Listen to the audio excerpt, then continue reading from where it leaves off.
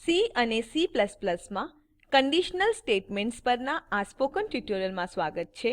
આ ટ્યુટોરીયલમાં આપણે શીખીશું સિંગલ સ્ટેટમેન્ટ કેવી રીતે એક્ઝિક્યુટ કરવું, સ્ટેટમેન્ટોના જૂથને કેવી રીતે એક્ઝિક્યુટ કરવું. આપણે ઉદાહરણો વડે આ કરીશું. આપણે અમુક સામાન્ય એરરો અને તેમના ઉપયોગો પણ જોઈશું.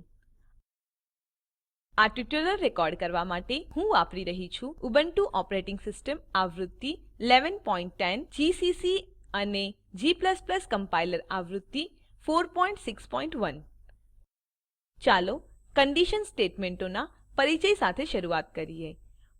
પ્રોગ્રામમાં સ્ટેટમેન્ટ એ પ્રોગ્રામ એક્ઝિક્યુશનના પ્રવાહને નિયંત્રિત કરે છે. કયો કોડ એક્ઝિક્યુટ કરવો છે તે નિર્ણય લેવા માટે તે મદદ કરે છે. આપણે કંડીશનો ટ્રૂ અથવા ફળસે છે તે માટે તપાસ કરી શકીએ છીએ. આપણે સિંગલ સ્ટેટમેન્ટ અથવા સ્ટેટમેન્ટોના જૂથને એક્ઝિક્યુટ કરી શકીએ છીએ.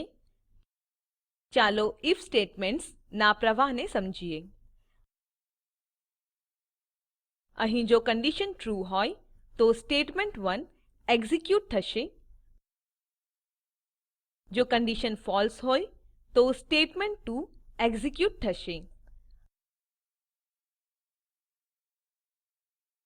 હવે આપણે એલ્સે ઇફ સ્ટેટમેન્ટના પ્રવાહને જોઈશું. અહીં જો કંડીશન1 ટ્રૂ હોય તો સ્ટેટમેન્ટ1 એક્ઝિક્યુટ થશે.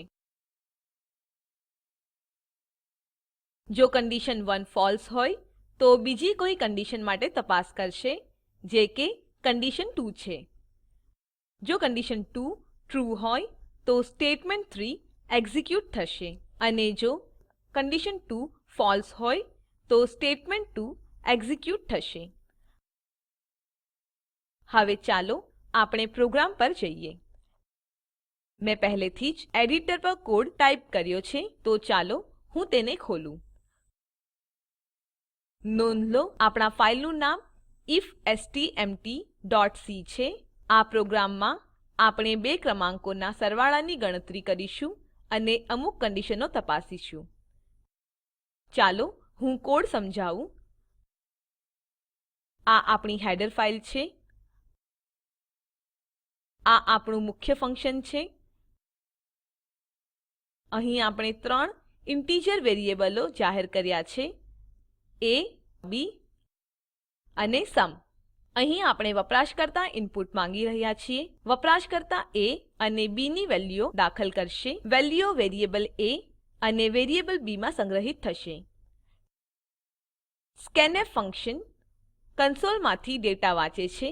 તે ત્યારબાદ પરિણામને આપેલ વેરિયેબલમાં સંગ્રહિત કરે છે. scanf માં ફોર્મેટ સ્પેસિફાયર ડેટાના પ્રકારને જાણવા માટે મદદ કરે છે. જેમ કે અહીં આપણી પાસે %d છે. તે દર્શાવે છે કે આપણે ઇન્ટિજર ડેટા પ્રકાર સાથે વ્યવહાર કરી રહ્યા છીએ. અહીં આપણે a અને b ની વેલ્યુઓને ઉમેરીએ છીએ. આપણે પરિણામ સુમ માં સંગ્રહિત કરીશું. ત્યારબાદ આપણે પરિણામ પ્રિન્ટ કરીએ છીએ. આ આપણું ઇફ સ્ટેટમેન્ટ છે. અહીં આપણે એ કંડીશન તપાસ કરીએ છીએ કે સુમ 20 કરતા મોટો છે કે નહીં. જો કંડીશન ટ્રૂ હોય તો આપણે પ્રિન્ટ કરીએ છીએ સુમ ઇસ ગ્રેટર ધેન 20. હવે ચાલો હું આ લાઈનોને કમેન્ટ કરું.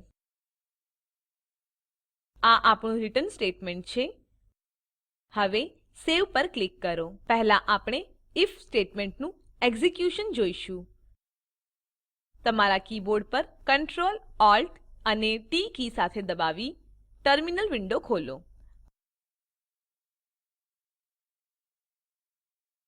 કમ્પાઈલ કરવા માટે ટાઈપ કરો જીસીસી ifstmtસી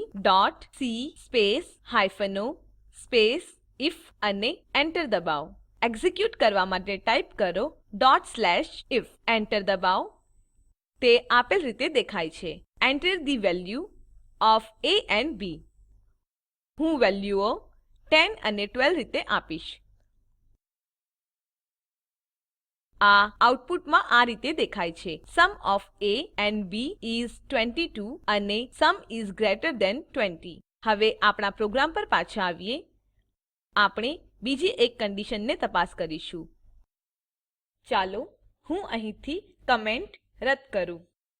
હું કમેન્ટ અહીં આપીશ. હવે સવે પર ક્લિક કરો. આ આપણું એલ્સે ઇફ સ્ટેટમેન્ટ છે. અહીં આપણે બીજી એક કંડીશનને તપાસ કરીશું કે સમ 10 કરતા વધારે છે કે નહીં. જો કંડીશન ટ્રૂ હોય તો આપણે પ્રિન્ટ કરીએ છીએ sum is greater than 10 and less than 20. હવે આપણા ટર્મિનલ પર પાછા આવીએ. પહેલાની જેમ કમ્પાઇલ કરીએ. ચાલો પહેલાની જેમ જ એક્ઝીક્યુટ કરીએ. તે આપેલ રીતે દેખાય છે. Enter the value of a and b. હું વેલ્યુઓ 10 અને 2 રીતે આપીશ.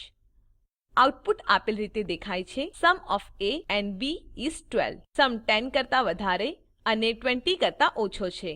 ચાલો હું પ્રોમ્પ્ટ સાફ કરું. હવે આપણા પ્રોગ્રામ પર પાછા આવીએ. હું અહીંથી અને અહીંથી કમેન્ટ રદ કરીશ. હવે સેવ પર ક્લિક કરો. જો બંને કંડીશનો ફળસે હોય તો આપણે પ્રિન્ટ કરીએ છીએ સમ ઇસ લેસ ધેન 10.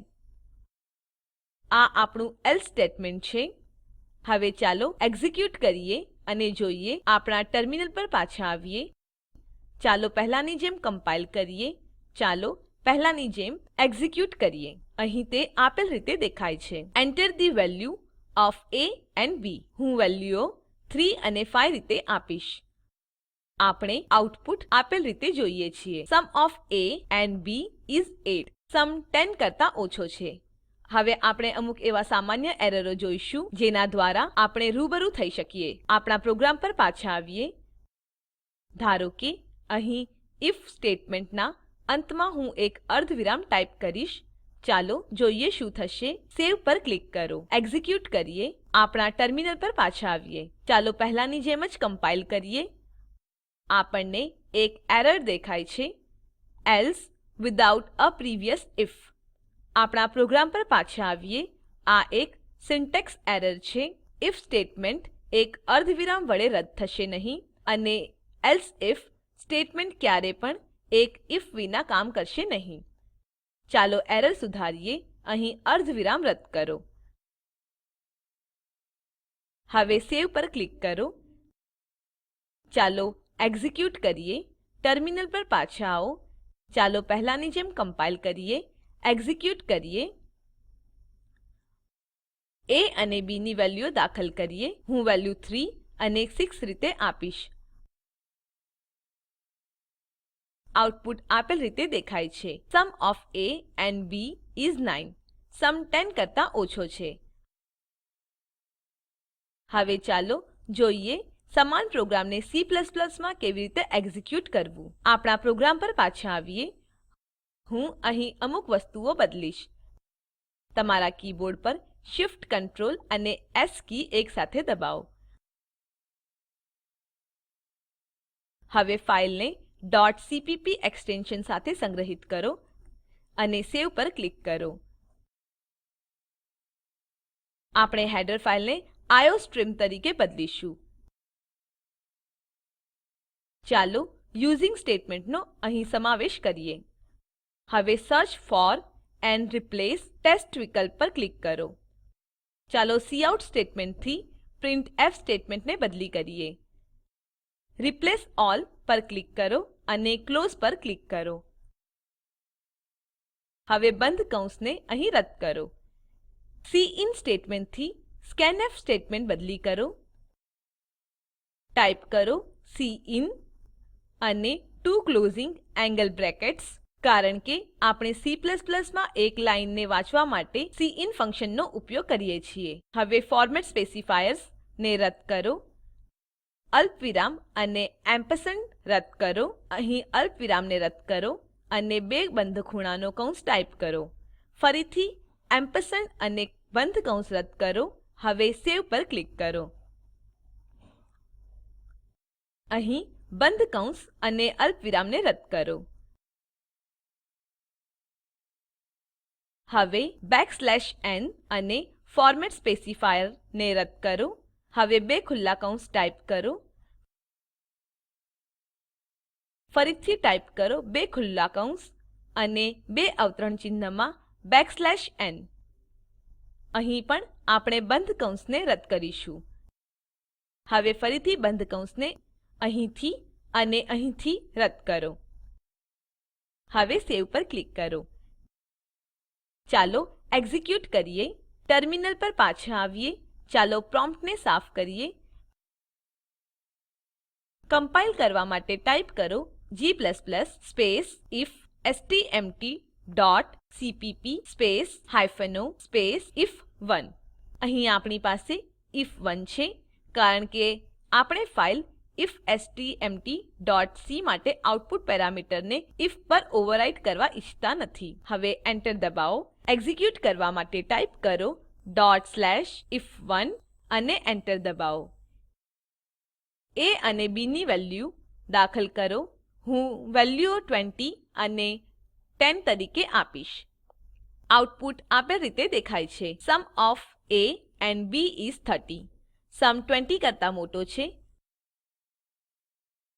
અહીં આ ટ્યુટોરીયલનો અંત થાય છે. હવે આપણી સ્લાઇડો પર પાછા ફરીએ.